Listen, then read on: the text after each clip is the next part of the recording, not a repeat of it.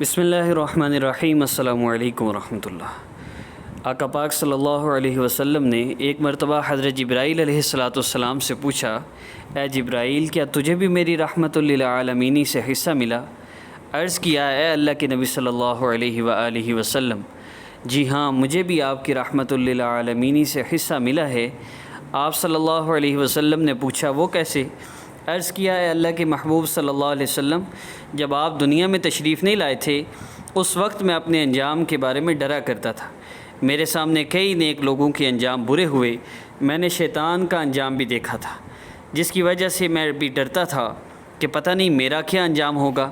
لیکن جب آپ صلی اللہ علیہ وسلم تشریف لائے تو اللہ تعالیٰ نے آپ پر ایک آیت اتاری، اِنَّهُ لَقَوْلُ رَسُولٍ کریم ذی قوت عند ذی العرش مکین مطاع ثم امین۔